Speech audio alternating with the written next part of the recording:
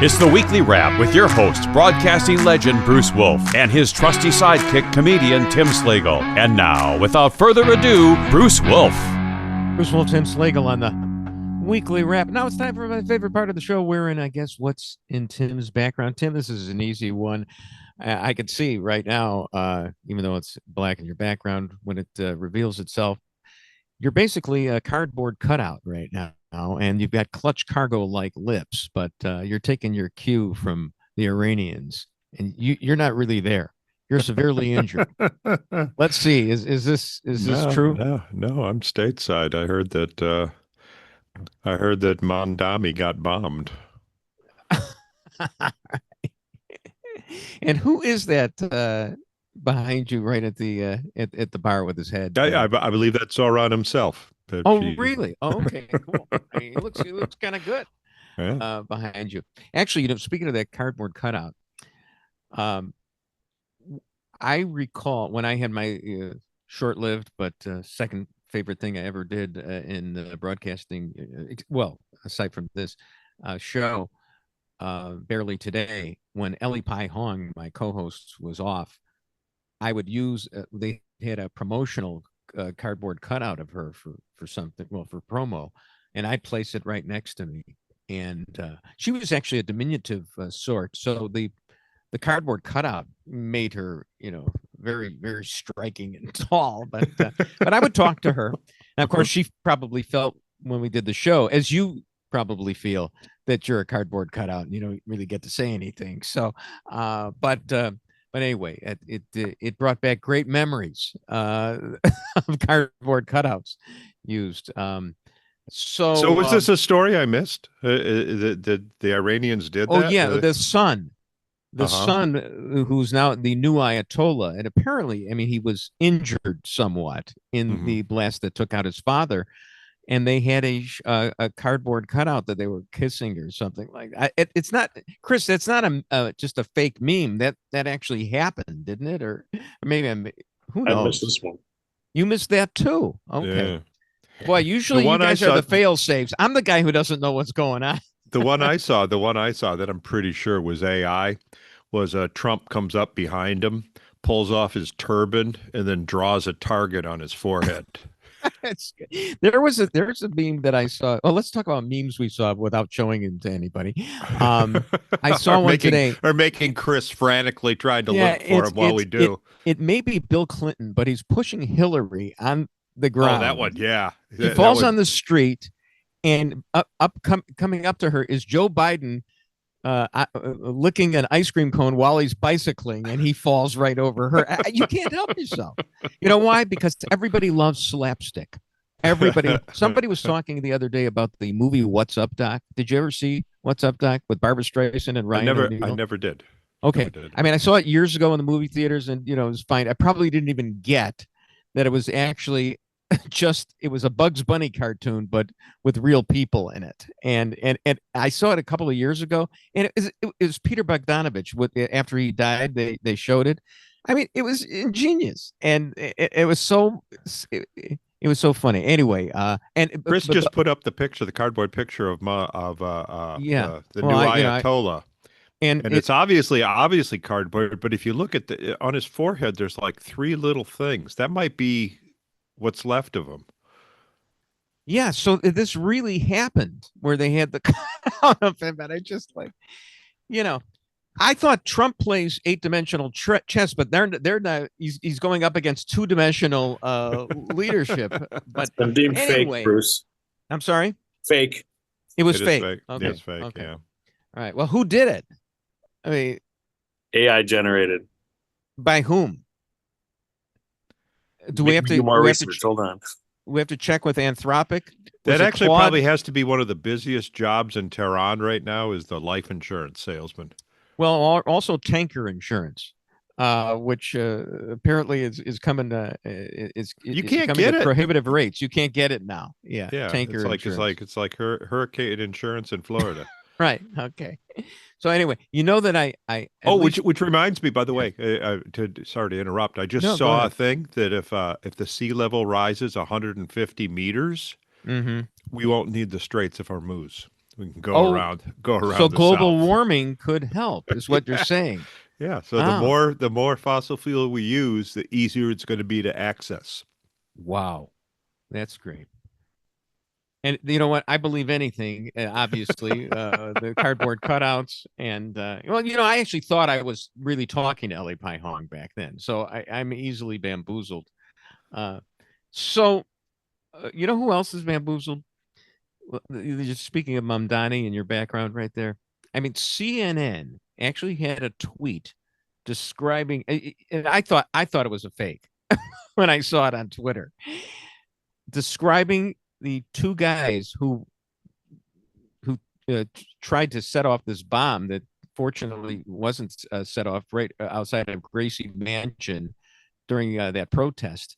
I mean, and I will read in pertinent part this tweet. 2 Pennsylvania teenagers crossed into New York City Saturday morning for what could have been a normal day enjoying the city during abnormally warm weather. That's like, I mean, what a pastoral. And then boom shakalaka. Or it didn't go quite that way. Now, not work. In fairness, they did apologize later for that tweet, which was not necessarily representative of the actual story they did, but people live by Twitter, as you know that I do. Sure. And that's how, and this is of a piece with the way this is all, the left covers Mamdani, the way they cover the war. It's all doom and gloom. There's, it's a worst case scenario. I mean, nobody really, I don't even know I still haven't decided whether Matt Eberflus was a good or bad coach for the Chicago Bears. So, I think we haven't looked at all the evidence. But what's interesting to me is that they're MacGyvering they're MacGyvering the recipe for the bombs. It's that's wonderful. Everyone knows it's triacetone triperoxide. Is what they're saying. It's made with nail polish remover and hydrogen peroxide, but they're purposely leaving out the crucial third ingredient, which is battery acid. So there we go. So our listeners there in Northwest Indiana can actually make their own TATP bombs now. Well, it's an interesting explosive. It does not ignite. It's not. It is not heat ignited.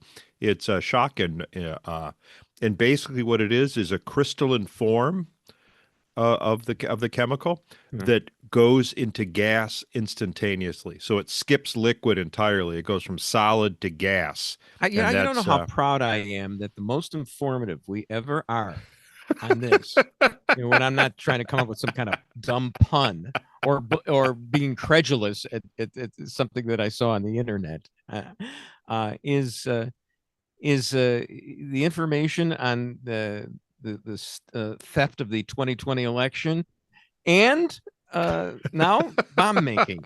So, which I think, Chris, you might want to delete some of the third ingredient.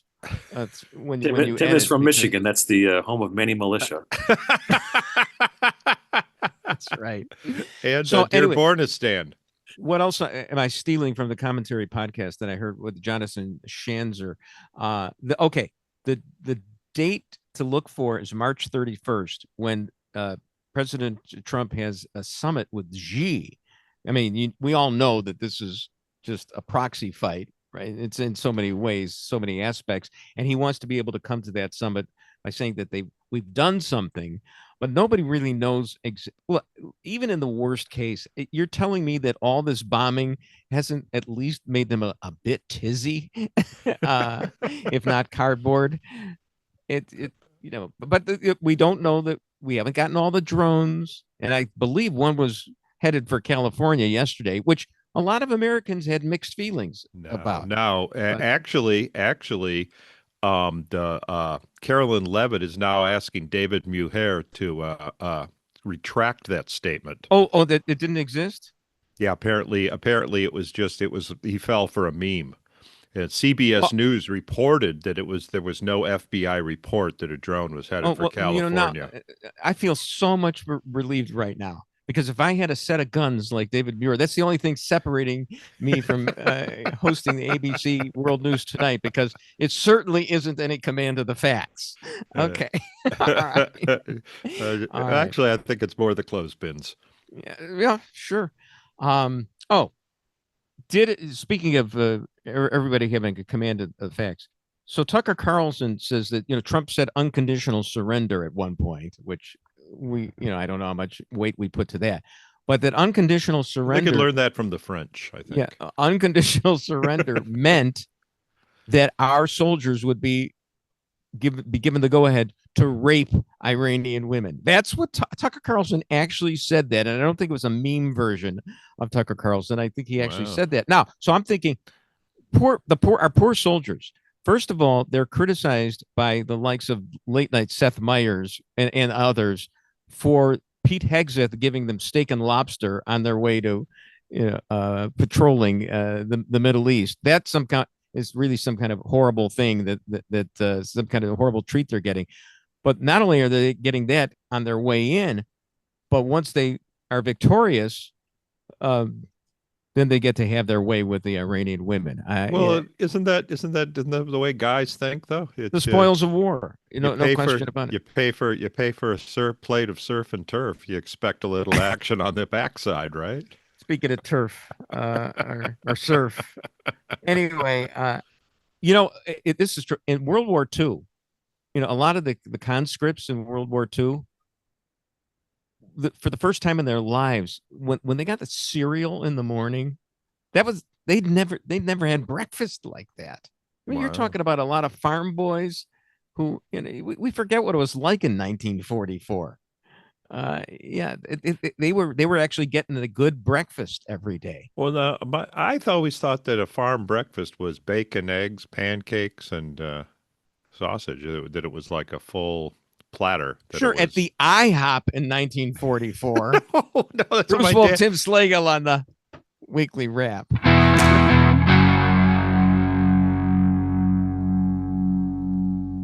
Yeah, Bruce Wolf, Tim Slagle on the Weekly Wrap. And Tim says that it actually is true that they did get that nice hearty breakfast back in WW2. My dad grew up on a farm in Minnesota and fought in World War II. So he said that the breakfasts were amazing because you would be working hard all day, so you needed that energy to get out on there. The farm. Yeah. Mm-hmm. So it's so probably my dad, when they gave him cereal, was like, this looks like what we feed the pigs. All right, we have a conflict as to what was the typical breakfast for somebody I think Kellogg's might have came up with the rumor that they were delighted with what they got for breakfast in the military. It was all their PR. Let us go to Maria Shriver. Oh, can I backtrack here? Go ahead. Sure. Do you know why cornflakes were originally invented? It was to prevent men from masturbating. Well, let me try and think that one through. Wait! Don't tell me. I know. Because first of all, they didn't have silverware, and they dig into the box with their hands would chafe from those hard-edged cornflakes, and they weren't able. No, why? How does it? What? So you'll eat cornflakes in lieu of thinking of Betty Grable? What? It was the Kellogg Institute. They were a little funny in the head, so to speak. Really? Yep. And they actually started the Gentile habit of circumcision. I mean, you guys have been doing it forever, but we only started doing it around. It's a religious rite. Yeah. Yeah. I mean, it's between but they started Abraham and God. There's no God there's no godly other reason to do that to yourself. Well, according to Dr. Kellogg, there was. Well, that it's healthy. No, it stopped masturbation. Apparently masturbation was causing a lot of trouble at the turn of the century. I always imagine that they didn't, and I'm glad the conversation has descended into this, and stop trying to speculate as to how this war is going to end. It always comes down to this. So apparently, someone told Dr. Kellogg that Jewish boys don't masturbate. Oh, because they were eating cornflakes. Are you allowed to?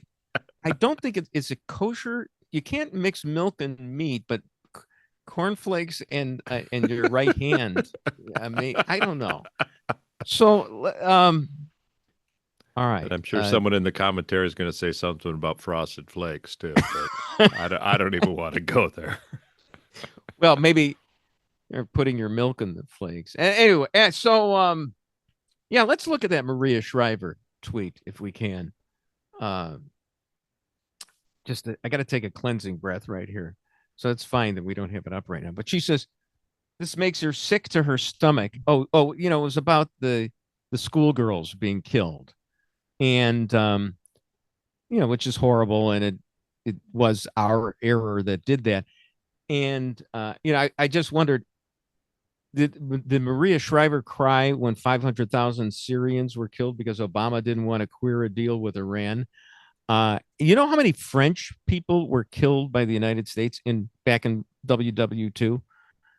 I think I may be wrong about this. I think we killed more French than the Germans did because the Germans were basically hiding out among the French.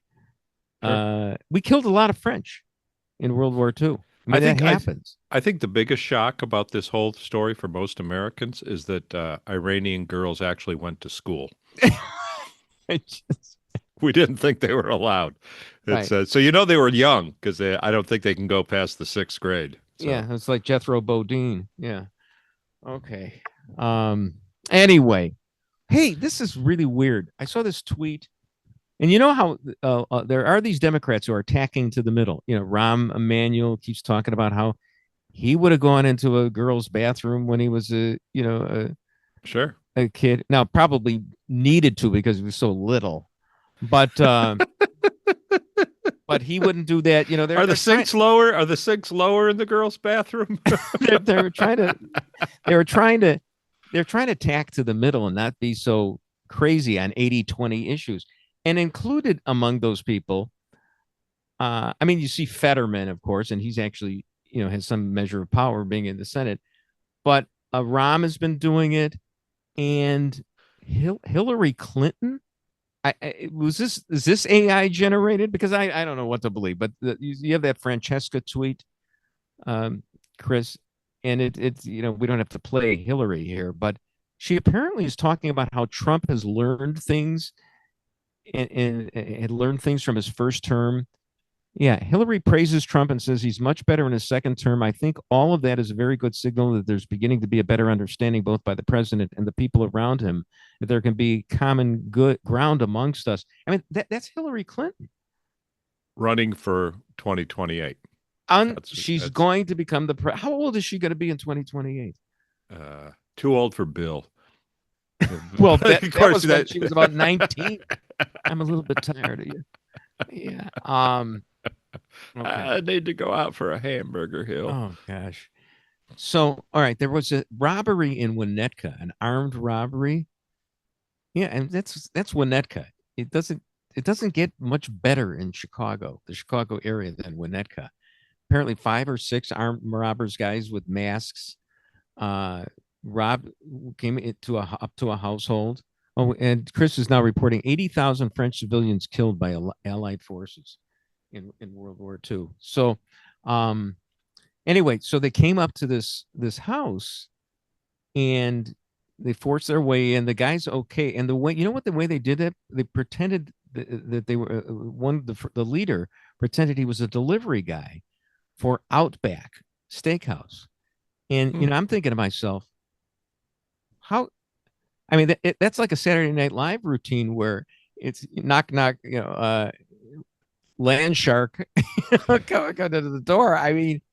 Who in Winnetka orders from Outback? From Outback Steakhouse. I once did ads for Outback on the Loop, and what I wanted to do, there was a real.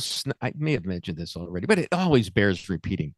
There was a Philadelphia ad executive who didn't trust me to do that. Chicago guys, they don't know how to do this. But I did these ads and I would make up stuff. And the guy said, you know what? I was wrong. You were really good.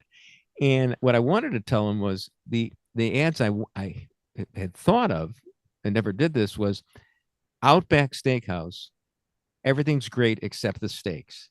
And I just, it's like how does somebody from Winnetka order from Outback? Oh, I don't that see bloomin' onion. That you the bloomin' onion's can't fine. say enough about the bloomin' onion. Oh You know, yeah, it's like bloomin' onion. It's I mean it's like I the think cheddar. It's Hackney's the is probably cheddar bay better. What?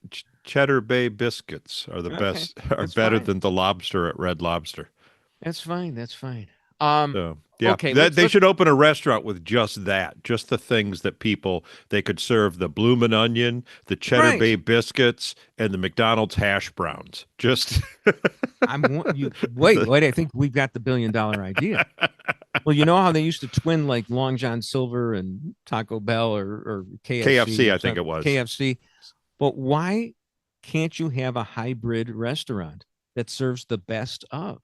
Huh? And you have a buffet, and it's like a community thing. McDonald's and Burger King and yeah, why not that a co-op?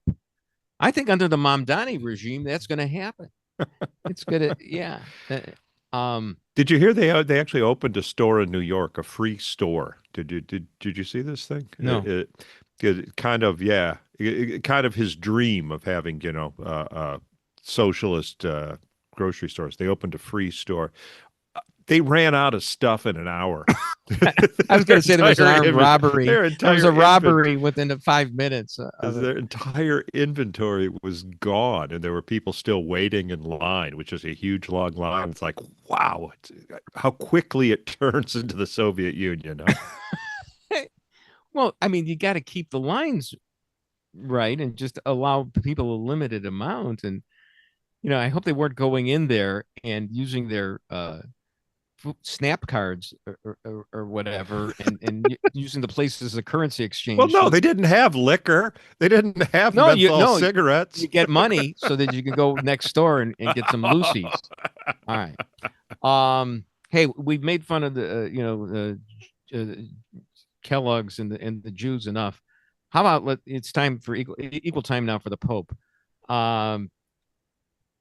There was the Pope's really a pacifist. I mean, he's questioning war, and I'm sure you've seen some of these quotes from the Pope. I mean, my whole song was I wanted to add a new verse or amend Edwin Starr's War. I wanted to go war. Good God, y'all! What is it good for? Quite a bit actually. If necessary. So I mean, the Pope it's great for acquiring real estate. Well, sometimes you have to do that or protect your own. But I mean, the Pope, I mean, he's such a pacifist. It's almost enough to make me a Cub fan now because, wow. I'm tempted to say, how many divisions does the Pope have? And I'm not talking about the American League Central. I'm referring, of course, to the Stalin phrase. I actually saw to be in the Swiss Guard, to actually, be one of the people that guard the Pope, you have to be minimum 6 feet tall. Oh, really? Yeah. Interesting. So it's kind of discriminatory. There's not a lot of women that can do that.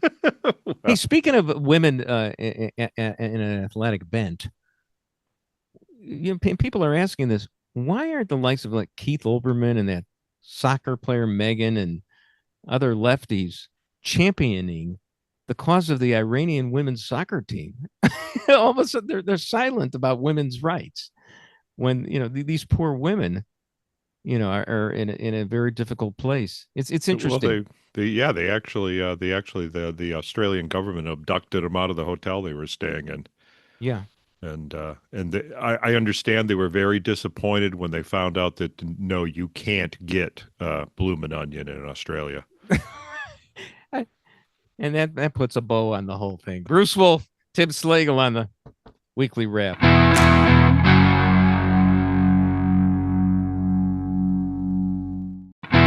Bruce Wolf, Tim Slagle on the Weekly Wrap. Sometimes we talk about the best things in the break. So let's quickly wrap up the break talk right here. Break summary. There's a new Taylor Sheridan show. It's got the same formula that everyone other one has. They're indistinguishable. This one is in Montana. And the first thing, what's this called again? The Madison. The Madison. Kurt Russell is in it, I think. Is Goldie Hawn play the old blonde? No, I don't think so. He traded blondes. Michelle Pfeiffer. Michelle Pfeiffer. Okay, right. And then there's a young blonde. I'm thinking at this point, Idaho has got to be upset. I mean, can't you just go across the border and do one freaking show here, buddy, to help our tourism? And then there's ponies, which I actually heard, and Tim's watching that. You know who else is watching that? I heard this on a podcast yesterday. Huh. Jonah Goldberg is watching ponies. Oh, wow. Yeah. You got something in common. It's with the starring Amelia Clark, who is, you might know as the mother of dragons. Okay. But this celebrates, like he mentioned, like the Americans, it at least makes the Soviet Union out to be bad. Oh, yeah. Yeah, right. Absolutely. Okay. Absolutely. So many shows gloss over how bad the Soviet Union was. No, absolute pure evil. And what's amazing is, well, first of all, if I did not tell you it was the mother of dragons, you would not recognize that it was the mother of dragons. She's brunette, and who's the mother? Who are you referring to as the mother of dragons? Who is that? I can never get those I can never get those Game of Thrones house names. Okay. Targaryen. It's yeah. Another blonde. Yeah, right. Okay. Yeah. But she's not blonde. She's brunette, and she's perfect American accent, perfect actually Northwestern, like Connecticut accent, and her eyebrows are amazing. What she does with her eyebrows. See, I don't remember her eyebrows so much from Game of Thrones. You would see them in this, because they look like cartoon eyebrows. They just the movements they make are unnatural. Yeah. And it looks to me like she might have had too much Botox, so they had to CGI animate them on. All right. Okay. All right, I'll take a cleansing breath from that one. Get my thoughts away from Game of Thrones, which always her partner was Jennifer Coolidge's assistant in season 2 of White Lotus. I love Jennifer Coolidge. Spoiler alert: loved her when she did the dive into the ocean at the end. That was beautiful. Yeah, there's the mother of dragons right there. Look, I can't think of Game of Thrones with you mentioned a female in Game of Thrones. It always comes back to that one season ending 4-minute and 58-second walk of shame. And yes, I know it down to the second. Okay. Enough said about that. All right, let us talk briefly. Do we care about the Dabrowski Bailey primary that's coming up on Tuesday? Is there any interest in that? Chris, are you involved in this at all? May I ask, for full disclosure? Are you involved? Oh, not at all. No. Okay. And Tim, you being in Northwest Indiana, you don't care at all, right? I have no idea who Bailey or Dabrowski is. Well, Dabrowski actually sat in for you, I think, one time on this show, and and Bailey did in 22.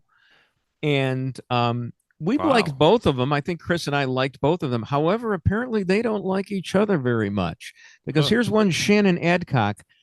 And, this is all about the way that WIND radio, or I should say AM 560, nay WIND radio, is involved in this, because apparently there's a morning show host there named Dan Proft, who is also a consultant to the Dabrowski campaign and is getting a nice chunk of change every month for that.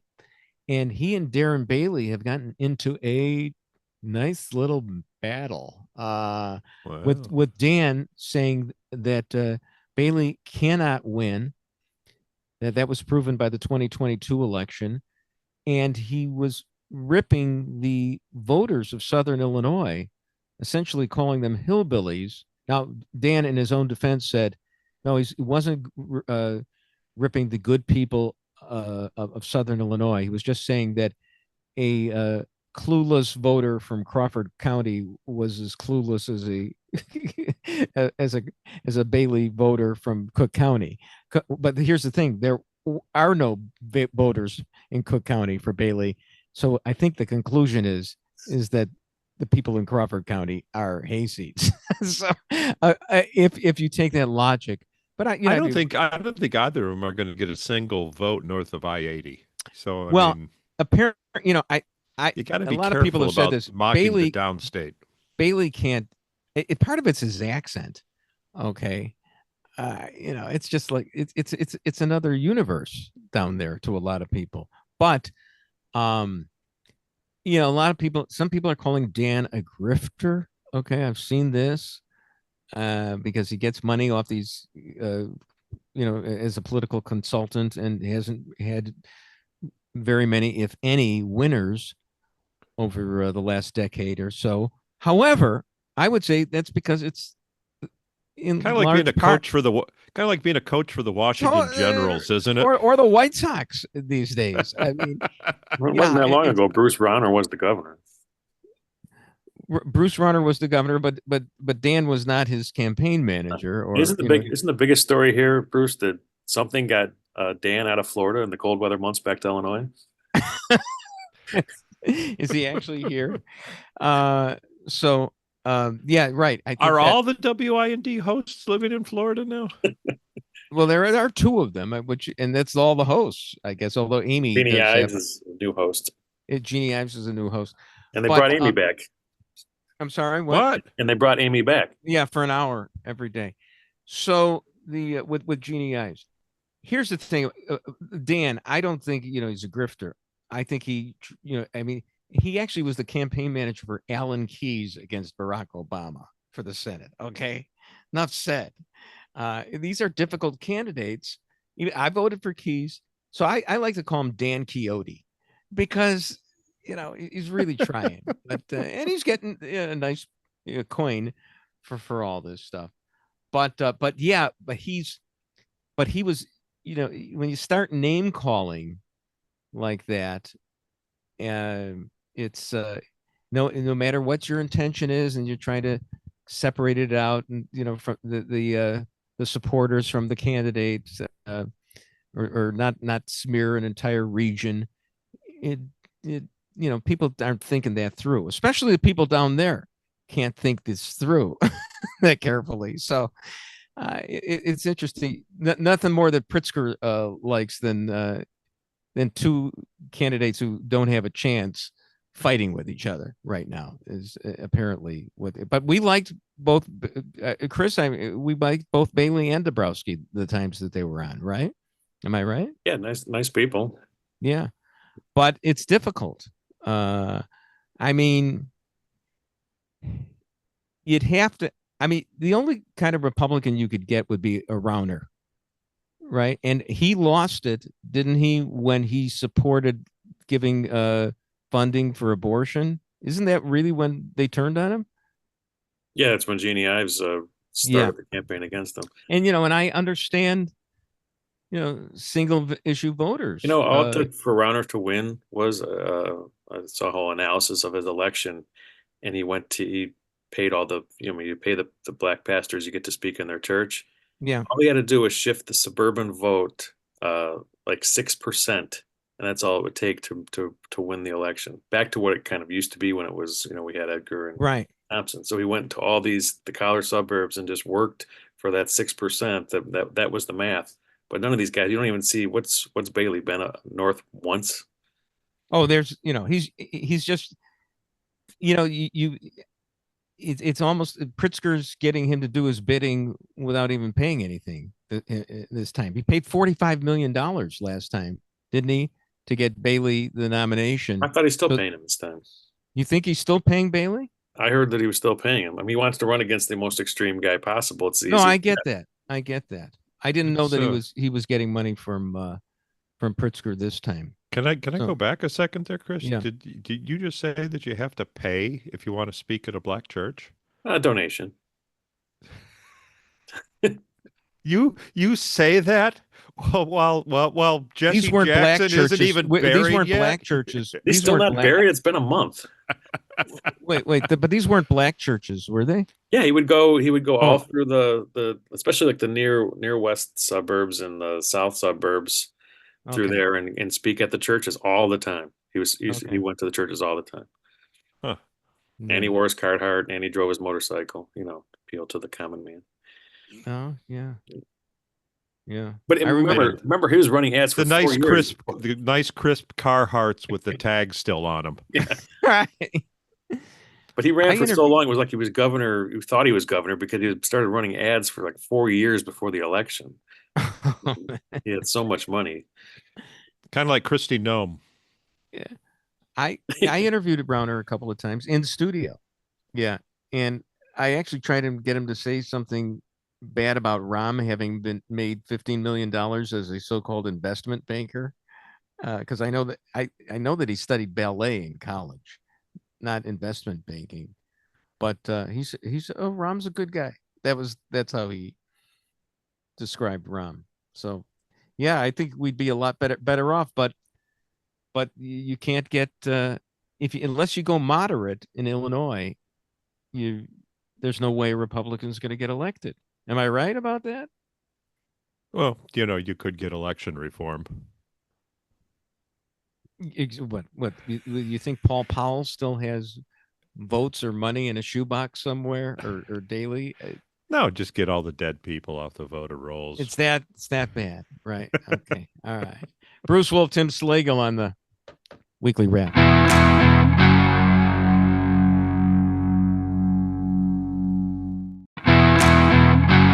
Bruce Wolf, Tim Slagle on the Weekly Wrap. Yeah, where should we go? Right here. We exhausted that. Well, we were talking ballet on the way out, weren't we? Ballet? Well, you got something? You got something for me? Well, I guess. Timothée Chalamet. Yeah. Did I pronounce his name correctly? I saw Marty Supreme, by the way. Did you? I did not. Yeah, was it good? It was probably the best film ever made about ping pong. Think so. Maybe Forrest Gump, if you can call that a ping pong film. I never thought of that. Anyway, he was excoriated because he had criticized ballet and opera. He said nobody pays attention to any of that, and there was a pretty decent joke on Saturday Night Live. Colin Jost saying Timothée Chalamet is being criticized by major opera and ballet organizations after he said that no one cares about those art forms. Chalamet made the comment on a press tour for his movie about ping pong. And Baryshnikov only wishes he had the dexterity of a ping pong player and the moxie of Marty Supreme, because this was a young Jewish guy in 1952 on the make, didn't all use some of the techniques that he used, not in ping pong, but in life, were a bit shady. But it's a fun movie. It's and him trying to become the greatest ping pong player in the world. And so the ping pong is excellent. Is it real ping pong? It looked like it, but I'm sure it had to be. Because I just heard in Forrest Gump, they did not have the balls. There were no balls. Got it. They just faked the paddling, and then they had to CGI the balls in because they couldn't teach Tom Which Hanks I how to play believe ping was pong. done in the last 3 Harry Reams movies as well. And the guy was getting a little long in the tooth. And, but here's the thing: what this statement reminded me of that caused such a scandal. It reminded me of when the Beatles said that they were more popular than Jesus Christ, because they were. Right. Well, the truth hurts, and it's the same thing. Who goes to see ballet? Right. Who listens to opera music? Just a small wealthy elite that don't even enjoy it. They just go to show off that they can afford it. People go to opera are people that spell Timothy with 2 E's usually, and have the accent aigu over the E and his last name. I think it's an accent aigu, not an accent grave. As you can tell, I was not one of the 80,000 killed by the Allied bombers. It also said that they're the ones that say that the country next to India is Pakistan. All right. Which, what else? Which, by the way, I'm wondering, totally off track. Do you think they're going to start calling Iran Persia again? I'm seeing counter currents, like just underneath the surface of people saying we got to start calling it Persia again rather than Iran. Do you think that's going to happen? Wouldn't that be something if that happens at the same time that I believe the Bank of England has taken Winston Churchill's visage off its banknotes because, I heard obviously we were on the wrong side in World War II, and England was on the wrong side, the side of the guy who saved your ass, your arse. I would get a little, if I was in England, I would get a little rubber stamp for all the currency with a little balloon caption that says, "Be glad it's not a mark." Exactly. Exactly. So, all right. Well, what else we got here? Oh, and they're gonna replace it with trees, which I don't think there are any in England. Are there any more trees? I don't think so. So, I'm loath to bring up football, but I'll ask Chris this: what do you think about the Bears possibly getting Max Crosby? Okay. Is he going to pass the physical? Well, here's the thing. He was supposed to be, Tim, I'll tell you this. He was going to go to the Ravens in a trade. He's really a top-notch defensive lineman. And he was going in a trade for 2 number 1 draft choices. And then the Ravens backed out of the deal because he supposedly didn't pass a physical. But now there's a conspiracy. Some people believe that the Ravens found out that they could get Trey Hendrickson, and then they backed out and using the physical as an excuse. But Max Crosby is now not worth 2 number 1 draft picks. And in fact, I think they're asking him to delete one of the X's at the end of his name. That's a little much. No, I'm Max double X. Oh, okay, buddy. You can't even walk anymore. You probably got an arthritic condition there. A friend of mine, good friend of the show, Dobie Maxwell, for a while was spelling his name with 2 X's. And Dobie has sat in for you too. We've had the people who have sat in are Dobie Maxwell, Ted Dabrowski, and Joan Esposito, I believe, and Darren K. Bailey. Yeah. But Dobie for a while spelled his name with 2 X's. I think I remember that. And did not like the inquiries he was getting. Yeah. because when you see more than 1 X together, you automatically think that he's a dirty comic. I'm guessing is what. I was thinking that he had those. That was the number of chromosomes. Yeah, all right. Yeah, Dobie. When Dobie's on, how we devolve into talk about Taylor Sheridan movies. Or TV shows, the conversation always turns into 1960s professional wrestlers. It always drifts down to that, which I love because I embrace that. Gene Tunney's nephew was a good friend of mine. Who? The promoter, Gene Tunney. Gene Tunney.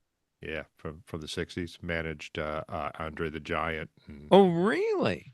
Yeah. My buddy used to go fishing. Gene Tunney was a professional boxer. Gene Tunney, do I have the name wrong?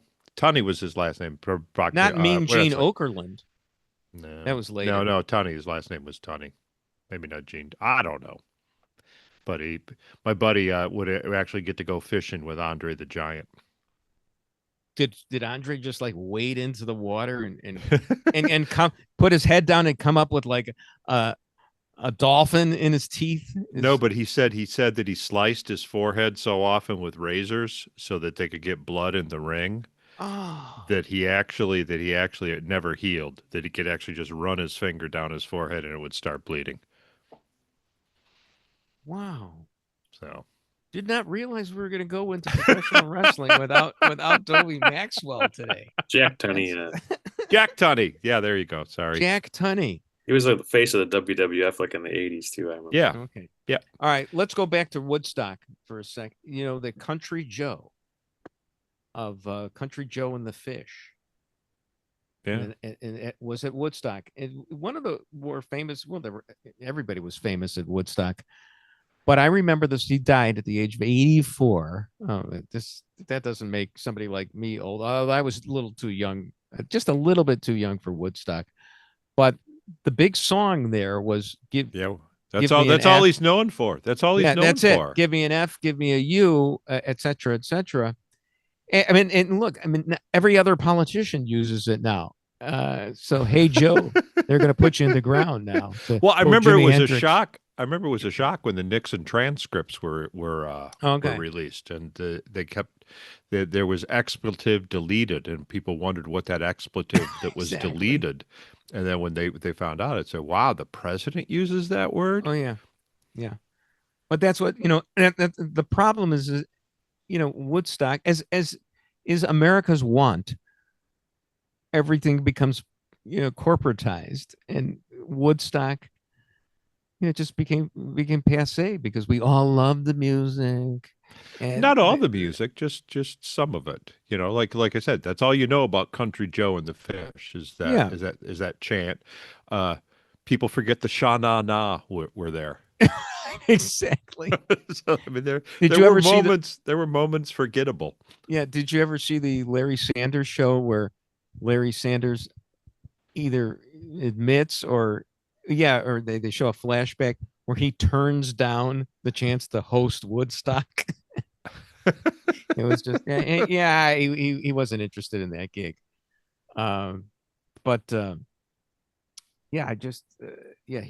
He died, and I think the show's about to die right now. What do you got coming up? What do I got? I got a couple bar gigs coming up. Got one in Carlisle, Illinois, and another one in Racine, Wisconsin. I know Racine. Racine used to be near the University of Lausanne, I believe. Oh. Don't get me going on whatever that is. But I always pronounced it lawn sodomy, and I don't think that's right. You know what I'm referring to. Yeah. Right? Yeah. They used to have a big sign on the side of the road. Yeah. It was on the east side of the express tollway, whereas the Mars Cheese Castle's on the west side. That's how oh man alive. Well, I'm going back to my traffic reporter roots right now. Okay. It's traffic backed up all the way to the University of Lawn Sodomy. Maybe it was lawn sodomy. I thought it was lawn sodomy. It would make sense because it was carved into the lawn on the. Yeah. Maybe it was. I don't know. By the way, I wanted to make this correction. Lawn sodomy is like something George Michael was in. Yeah, right. And what we were talking about how it wasn't a real cardboard cutout. Okay, it wasn't, but it was a picture of the guy. He wasn't really there.